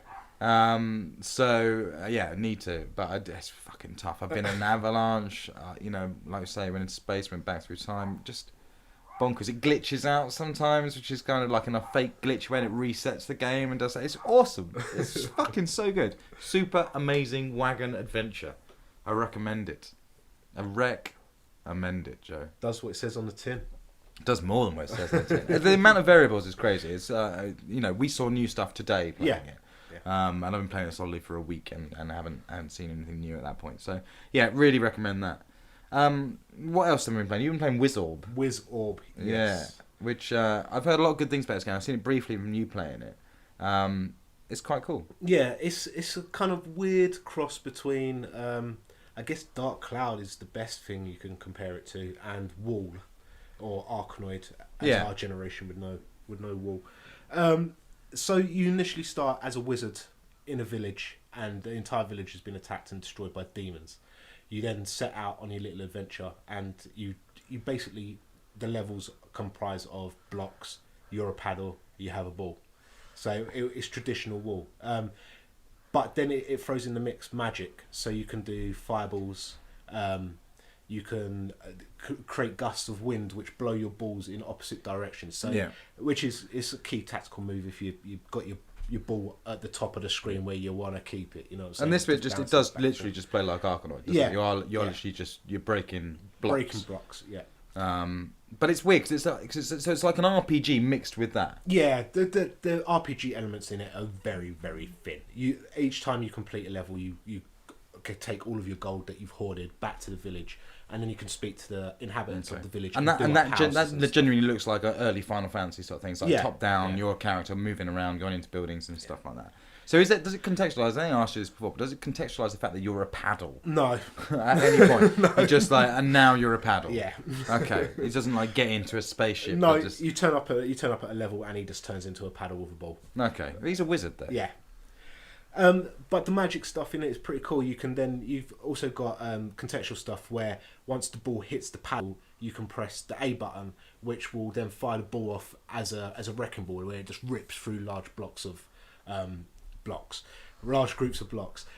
Or you can press the B button and it turns into like a little fairy that you can guide to where you want it to be. There's a lot of unbreakable blocks in this game. That's kind of like where the main meat comes from, is getting the ball into those areas. It's good. There's not much to it. It's like kind of hard to talk at length about this game because it's so simple. Yeah, sure. But at the same time, it's extremely addictive. It's cool. I mean, you don't see a lot of those games come out nowadays because it's an old formula that's obviously been superseded, and there isn't much to it. But this at least adds a narrative to it. And certain the magic adds new dimensions to it, certainly. And it looks cool. I mean, it's like pixel art. Yeah. You know, it's kind of looks nice. I suppose it's almost pinball-like a little bit as well, in the way that you have to manipulate the ball to get it into different places. I really like the look of it. I haven't bought it, but I might do. It's 80 points. 80 points, so it's like 60p or whatever. I finished the main plot, but it then continues. So I've fixed the village completely. I've rescued one princess, but you can then go back to the final level, and it gives you more and more princesses to rescue, and the levels change. Okay. So it carries on after the game's ended. Was it very long? It took me like 3 or 4 days, but then I'd literally do one level and switch it off. Yeah, sure. It's annoying. Xbox Live indie games, it's annoying to play them. I hate the fact that when I load them up, it comes with that community screen for a start. It doesn't feel like... I always feel like, and it's not necessarily true, but I always feel like it takes ages to get into any Xbox Live indie game. And that puts me off playing them. I fucking hope they change that for the next machine. Alright, yeah, Wizorb sounds cool. Definitely worth a look. It's certainly worth a look. If you're into Wall, download it. Give it a go. What else you got? I've also been playing, I'm going to have to talk about 2 games simultaneously to put Final Fantasy All the Bravest into context. Okay. So I'm also going to refer to DOT a lot, Defenders of Texel, because they have very similar elements to both of them. Are they both iOS? Yes. Okay. So FF All the Bravest is man, I can't even call this a game. You initially start off with 20 characters that line up on the right hand side of the screen, and then you have one to kind of 3 enemies on the left hand side of the screen, and literally all you do is stroke your characters and they jump at your enemies and hit them. Okay. Then your enemies will counter strike. The fight won't begin until you've started stroking your little figures. It gives you random characters when you start the game off. There's like maybe 100 non-premium Final Fantasy characters to collect. All right, So it kind of works on a Pokemon. But they are aspect. actual characters from Final Fantasy. Yeah, I mean you're talking kind of support characters and non-premium. So when you're playing Final Fantasies like 4, I think it is, which have different job classes, it's like just how those characters look. So it might be a black mage, it might be a red mage, it might be a white priestess, and then you've got premium characters which you need to purchase each at 69p. Fuck. Which are key characters from Final Fantasy and significantly more powerful. Yeah, sure. So they're kind of your Clouds, your That's Barretts. all your I've heard Sephiroths. about this game so far, apart from a little bit of a like, wow, you know, Square Enix put out Final Fantasy or the Bravest. You know, everyone gets a bit excited whenever they put out a game on iOS. But all I've heard about this game is it's a massive cash grab in terms of in-app purchases. Yes. So it's the initial cost of the game is £2.50, and then there's 40 premium characters to buy at 70p each. Fucking hell. And that, as far as I can tell, they don't turn up randomly. Like your non-premium characters will turn up every time you kind of start a new screen. You might get new random characters which will turn up and go new character. And it's just like you have catalogs of weapons, you have catalogs of non-premium, you have catalogs of premium characters. I mean, they'd never do it, and I know this, you know, for a fact from working there. But they really should. This game should be free. Yes, yeah. If you're gonna then charge for, and it charges you to continue playing. Right. Okay. If you want instant replay, so once all of your characters are dead, you can then purchase hourglasses, which will restock all of your characters instantly. Wow. Or you can wait, and it's for every 3 minutes you wait, one of your characters will Okay. respawn. So that is exactly how these games normally work, right? With timers and energy bars and all this other stuff. Except for they're normally free. Yeah. And there's no way of getting hourglasses without purchasing them. Right. So it's either, and your team will get eradicated quickly. If you come to a boss character, and you can always tell the boss characters because they have a little bit of dialogue talking random Japanese crap, kind of like death, wishes, history, what does it all mean? I'm going to kill you all. It's like, great. And you will send all of your troops in just over and over again, and every time they attack, it'll wipe out like 5 of your characters in one hit. Yeah. And once all your characters are gone, you have to wait like an hour and a half for all of your characters to restock again. That's nuts. Or you buy hourglasses. Does it have an option? I'm always curious because a lot of games are starting to this now. Does it have like a mega payment option, like £100 one? There's a lot of $99 things, and it's just sort of like, you're telling me like if you're offering that to me from the beginning, then I know that even if I put 20 quid into this game, it's not going to be enough. Yeah, sure. I don't know if it does. I've not really looked at the options. Yeah. I've surprise bought me. a couple of premium characters just to kind of see what turns up. Is it multiplayer? Do you play against other people? No, No. not Okay. that I've seen. As far as I'm aware, it's all against the computer. I mean, Defenders of Texel has a similar kind of setup, but it's more of a game, certainly. The way this one works, it has the same sort of Pokemon collect your characters, but they're graded from common, uncommon, rare, epic, and legendary. Right. And then it kind of brings in Digimon style evolution to them as well. So you can fuse 2 of the same characters together. Once you've done that 5 times, that character then goes from common to uncommon, or from uncommon to rare. Obviously, each grade is significantly more powerful than the last. You only have 9 characters in play at any one time, and it's kind of like almost like Magic the Gathering. So you've got a grid of 3x3. Your character walks along, and you come into contact with enemies, and then you select 3 lines out of your grid to go into combat, and the first 3 of that 3 goes in, then the second 3, then the third 3. Right. Okay. And you just kind of chip away at your enemies. The thing, I mean, again, it kind of has the things of like you can purchase coins to then purchase rare characters straight off the bat, but at least you have a chance of randomly getting rare characters. As you defeat an enemy, you get crystals. You can then, once you've completed that level, go to your band screen and you grow characters from the crystals, basically. Okay. So is there no way in all the Bravest to get any of the premium characters without paying? Not so far as I'm aware. That is nuts. Where with Defenders of Texel, you can get rare, you can get epic. I don't think you can get legendary, but I don't think you can buy legendary. I think you need to evolve your epic characters into legendary. So and again as well with all the Bravest, again you just say you're swiping characters into the screen to like put them in. Is that all you're doing? So what? So does the timing matter as to when you do that? Yeah, once they've gone into action, that once they're sitting idle, they've got a little timer above their head that goes along, and then once that's gone, you can then send them back in. Okay. Every 3 hours, you get something called. And can you Fever. pick and choose which one you use? You can. So I can take the third one in the chain rather than the last one. You can just tap characters individually. Right. But So that's almost a bit like, you know that bit in Plants tactics. vs Zombies where it gives you like the chain of them coming up. Not the normal Plants vs Zombies mode, but every now and then you get that bonus mode where they're just walking towards you, and your things come up and you're just selecting the ones you want. Yeah. Because it seems like... No, because you've got so many characters, and you know if the enemy attacks, it's going to take out a chunk of your characters. There's no tactics to it at all. You literally just need to select as many characters as you can as fast as possible before they're dead. Sounds awful, man. It is. It is just dog shit, and it's a real cynical cash-in. And Square should walk the streets with their heads hung low. This is what they do, though. They don't know what they're doing with their iOS stuff, and it's always too expensive or not really good enough in any way. And this just sounds cheeky. Typical, yeah. You know, it sounds fucking cheeky. Out of the two, if you're going to go for a game like this, go for Dot every time. It's got some interesting stuff in there. They give you a lot of kind of there's a lot of events going on, which with ways of earning rare characters through kind of completing entire levels and stuff. And it does force you to fight against enemies, other players occasionally. Though you're not aware, like your characters will be selected to go against someone on your friends list. And it doesn't affect you at all. You're not controlling your characters against them. It'll just use 3 of your characters to go up against your friends. And is Dot free? I don't know. It might be 69p. Okay. But it's. I've been playing it for about a month. It's pretty addictive. It gets under your skin, and it does also. Dot does limit you to playtime. It has an energy gauge that your characters use as they travel. You can then refill that by using a plant, but the plant, you can only use that plant a maximum of 8 times within 24 hours. Okay. I mean, that's fine. I don't really have a problem with this time sort of stuff. I mean, and even the paid for stuff I don't really have an issue with. I was thinking about this last night because it's kind of just, that's where the arcade model's gone, right? It's the same as putting 30p in for another credit. It's kind of just going, well, I want another bit of energy to just do this.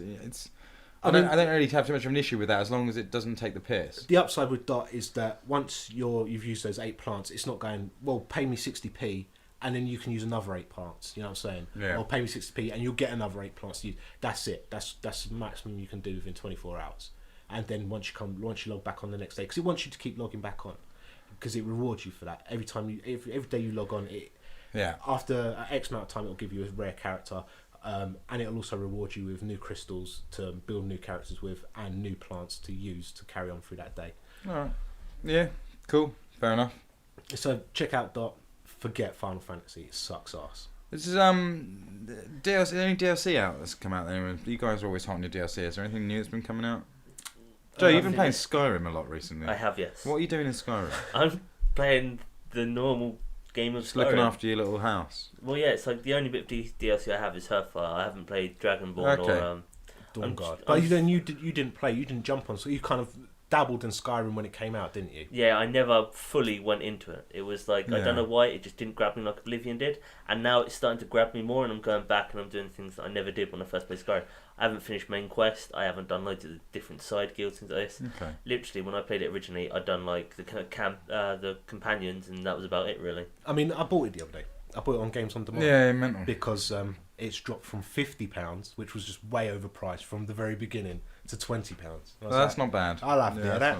I like It's good. It's always every now and then I'm like, I should buy some games on demand because it's just nice to have them on your hard drive. You know you've always got Civ them. Rev is a good one. You know. I've got that on my hard drive, and I just come back to it every once in a while. Talking about DLC then, Spartan Ops for Yes. Halo 4 started again. Season 2 started again this week. Yeah. You've played it. I haven't played it yet. How have you found that? I burnt through it yesterday. It's okay. Okay. At this point, there's nothing kind of majorly grabbing. Obviously, it's all new environments, which is the biggest thing on there. But yeah, I still suffer from really bad lag when playing Spartan Ops for some reason. Just Spartan Ops, I get like really bad but it's just lag. about a lot. It's the same with say online co-op for the main game, and Firefight was similar. You Right. Get stuff like that, but okay, no, that's cool. Spartan Ops, I'm hearing a lot of good things about this season. It apparently gets really quite exciting. The story got really interesting by the end of season 1. Yeah, anyway. I mean the big thing at the beginning of the first episode of this Spartan Ops is that when you start off, you're all pinned to walls by Covenant, and the first mission you don't have your layouts. You're using Covenant carbines as your standard weapon. Yeah, you're escaping capture. Aren't Yeah. you? Yeah. So yeah, I mean, it sounds quite interesting. I'm curious to see where it goes. One thing that you noted on this one is that they're big downloads. Yeah, it's like 2.61, but I think that's for the entirety of 6 to 10. Oh, okay. It's not just- All right. it's That not would just probably make sense, episode actually. 6. Yeah. All right. And did you watch the movie? Yeah. What was that like? Yeah, it was right. Same old? Yeah, I mean, it had a bit of action in it. It's Dr. Glassman escaping from the Covenant and the Spartan that got teleported to the planet, kind of running off together into the Okay. wilderness. It's worth looking at. I wish people would look at Spartan Ops because I think it is good. And I think the end of, like I say, the last sort of 3 missions of season 1 or 2 or 3 missions were really, really good. But I don't feel like anyone's really looking at it. Sure. I mean, And they clearly want you to. Yeah, Season 2 is going to be the one where it's good because that's where the effort's gone in. They're rushing to get it ready for the release of the game. yeah, the most amount of people I noticed playing is about 4,000 on one of the episodes. Yeah. And then the others kind of kick around at about 1,000 to 2,000 people. So it's not a vast amount of people playing. No, Spartan it's good Ops. stuff though, and stuff I'd like to see in more games. Sure. I just feel like if it doesn't do really well, then it kind of won't. Yeah. But it's definitely interesting, and I like it. I think it's slickly done. So so there's that. Halo 4 had a bunch of new updates. There's a few new specializations that came out as well this week, as well as some new playlists. So It depends on your situation. So the specializations are now available to people that didn't get the DLC bonus. Yeah, sure. So if you're maxed at level 70, and you've got no specialization, or you've got 2 available to begin with, haven't you? Now Pathfinder and Pioneer are available. Okay. So you can max up to 90. But they've also added the community maps now Yeah. to the playlists. So Yeah, Forge stuff Forge, that yeah, people have done. I had a quick thrash on one map. How was that? Okay. I mean, it's cool. I always like that stuff. It's new maps. New maps are cool. Yeah, well, it's kind of is and it isn't, isn't it? Well, yeah, but it is. I mean, that's what it is. Yeah, but they're not environmental maps. So No, it's but that's just fine. kind of But like just everything's to grey keep stuff silver fresh. And then one of the biggest complaints we have about Halo 4 is the maps anyway. yeah, So I'm happy for some variants on weird stuff like that, and it's good to see them sort of plugging it in. So yeah, that's cool. I'll get back in and have a look at some point. What level are you on Halo now? 98. There you go. See, that's why I'm not playing. I'm still like 15. Yeah, well, that won't change. All right, let's do some news then. In a news segment, I'm calling "What's That News?" I'm not really, but we can if we want. Got a few news. Like I say, we're posting news out to our Twitter account now, so follow that on Things We Play. And the news that we're putting out is what will be in the show each time. So we'll just go through some of the stuff that's happened since our last episode. First of all, Ubisoft have finally trademarked Killing Day as a game, which was an FPS that they announced in 2005. Right. Okay. It had a really cool video. It showed loads of cool destruction and stuff. You will have seen it, even if you can't remember it, but it looked a bit like Black, and had sort of some cool destruction in the environments and stuff. But yeah, so they clearly haven't quite given up on that yet. But yeah, 2005, that's 7 or 8 years ago now. And finally, maybe it'll happen. Biggest news this week, I think this is quite big news, is Hasbro are changing a Monopoly piece. What? Your favourite Monopoly pieces: the dog, the iron, the hat, the boat, the car, the wheelbarrow, Joe. Yeah. One of them. One of them's going. One of them's going, and they're having a vote for it. Was you it- can vote for which one you want to lose, and they've given you an option of like 5 new ones. It'll be the wheelbarrow. No one So wants the wheelbarrow. I always forget about the wheelbarrow, so Yeah. I think it'll be the wheelbarrow that goes. It fucking better not be the hat. Yeah, the hat's a classic. That's all I'm saying. Right. The boat as well. I The think boat I has to think stay. the one I always go for is the car. Yeah, It's the most that's logical thing to be playing Monopoly The with, boot right? as well, and the thimble. We've forgotten about the thimble. But they've given you the 5 new ones are: one's a ring, a diamond ring. Crap. One's a toy robot, like a tin robot. Yeah, that's pretty cool. There's a cat. Yeah. There's a guitar Yeah. and a helicopter. A helicopter would be Yeah, sweet. I'd have the helicopter's helicopter. pretty good. I think they're shit, but one of them's coming in and one of them's going, and it just seems like a real sad move. I don't want a Monopoly piece to change. Time to change them. I'd be happy if you added a Monopoly piece, but don't take one away. Yeah, but You it know? might be a shit one. But It's get gotta rid be of a that shit one, wheelbarrow or the dog. Fuck the dog. Probably right? the The boot, iron. man. The boot's Yeah. shit. You know. But I didn't really like the new one, so that's happening. But you can vote on it. There's a vote going on that. You can go and Google it, find out, and then place your vote and try and save our wheelbarrow. So that's interesting. Sony has finally stopped making PS2s. Yeah. That happened Yeah. in the last week. No more. They're not making them anymore. That doesn't mean they're going to vanish Yeah, overnight and I everyone should didn't- go out and buy PS2s.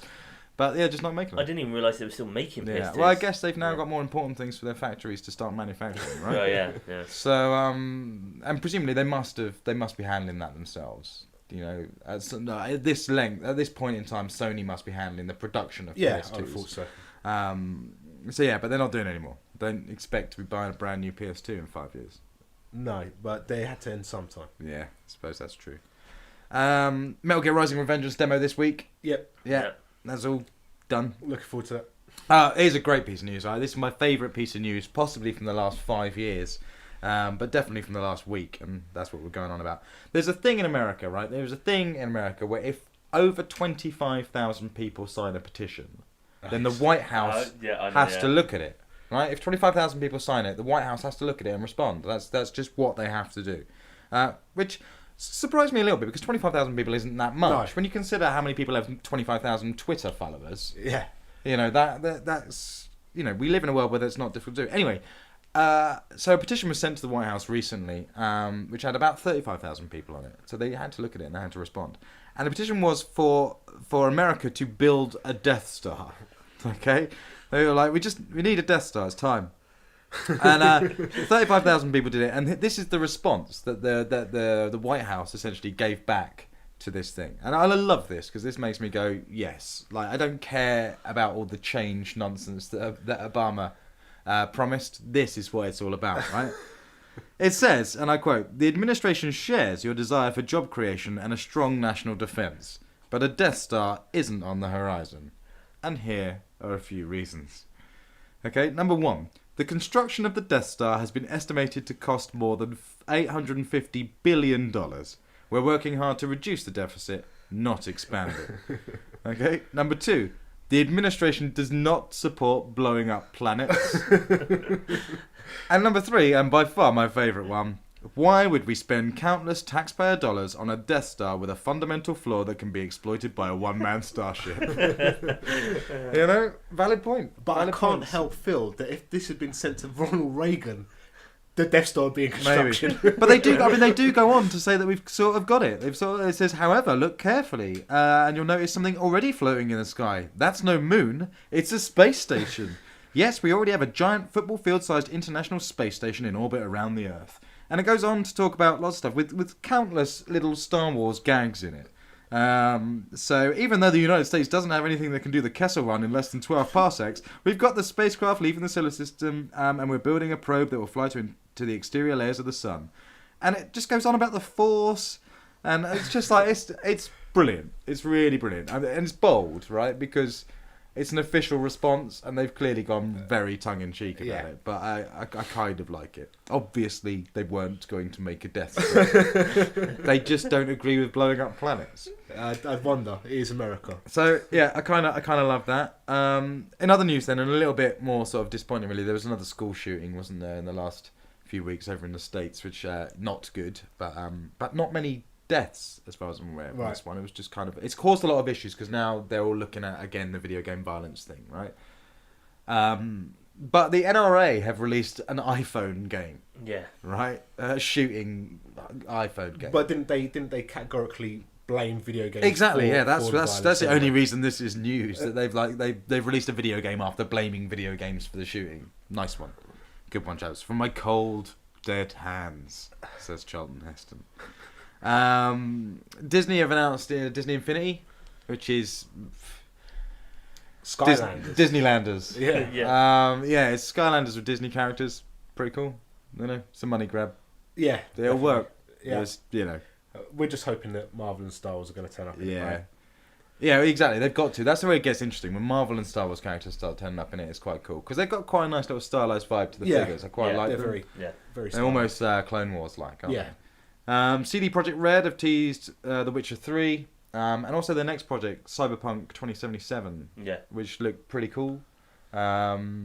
In a weirdly over-sexualized teaser trailer. Did anyone see the teaser trailer for that? Yeah, I have seen it. It's like sci-fi Blade Runner stuff, but it shows a woman in slow motion getting it shows like a gun that kind of spunks out a bullet in slow motion, and the bullet flies towards this woman who's all like, and then it hits her cheek, and it kind of explodes into like liquid, like shatters like semen on her face. Right. And it's all a bit like, Like you just shot her, but you didn't, did you? You know? You just shot on her. Yeah. So that was a bit weird. That stuff looks cool. I mean, CGI is amazing. Remember that cutscene at the beginning of The Witcher 2? Yeah. It was fucking phenomenally beautiful. It's all that sort of style. So that's cool. I'm not holding my breath. No, you didn't like it, but then that's all right. Everyone else did.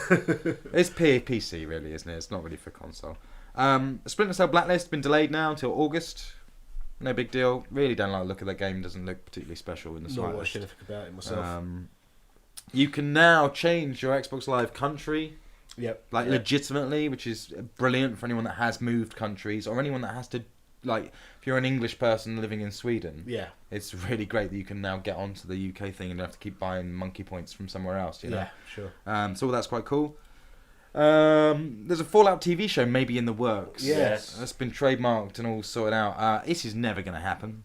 I can categorically say. Unless me and Joe win the lottery. Yeah. But I could see it working. You could see it being quite cool, right? Yeah, A sort of Walking Dead sort of vibe. Well, more of the one with Lawrence Fishburne, Denzel Washington, whoever it was. Book of Eli. Yeah. But that was a movie. Yeah. Walking Dead is a TV show. I think that's why I was mentioning kind it. of in that vibe. Yeah, I guess. But then you could just say any post over there. It's kind of like Mad Max, But it'd be interesting to see if it works. But I imagine as a TV show, it would go that sort of Walking Dead sort of vibe. There's not many people involved. You're kind of traveling all the time, right? It's kind of post-apocalyptic. Occasional bandits. It ain't gonna happen. No. I guarantee it's not gonna happen. But you never know. Kevin Butler, remember Kevin Butler? Sony's PR marketing fake man. What am I, 5? Pow pow. Yeah, that dude, everyone's favourite guy, gave that wicked speech at E3 that time. Anyway, the act of him got into a lawsuit with Sony because he was in a Bridgestone tyres advert earlier on last year, where he was seen playing a Wii. Yep. And they went a bit apeshit about it because he was kind of the face of PlayStation. That was Sure. what they branded him as, right? So they sued him. That was not good. And that's why they're not using him anymore. They've now settled. They settled out of court. It's fine. He's now not allowed to do any video game related adverts for 2 years. And probably some money changed hands. But yeah, so that was nuts. And it wasn't even a video game ad that he was doing. It was a Bridgestone crazy. tyres ad, But he should have been aware of that, surely. Yeah, I guess so.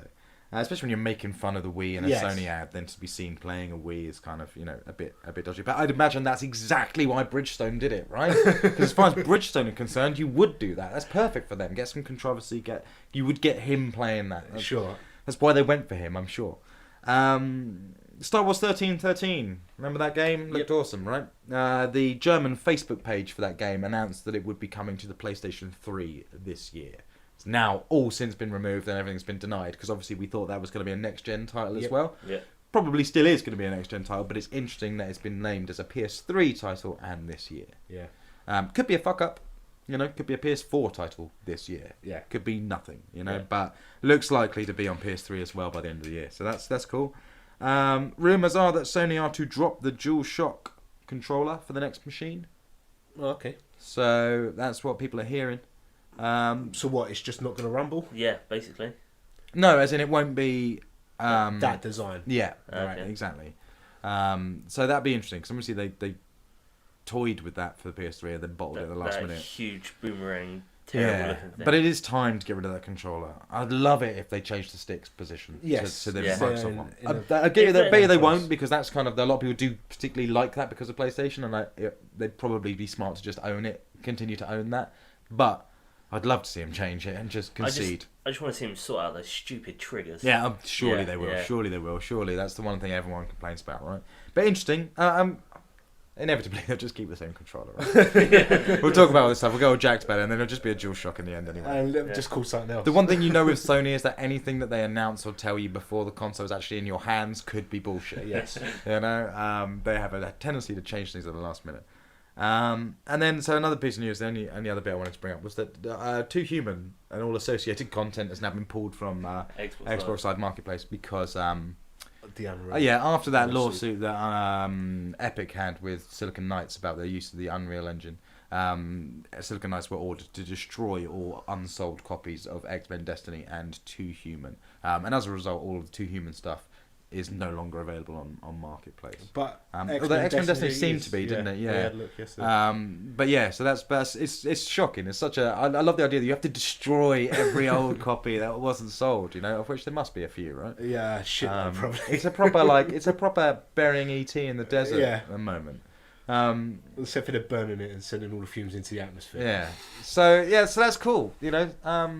Lots of crazy stuff. Oh, one other thing I wanted to mention actually is that in the movie Big, years and years ago, Tom Hanks movie. Yeah.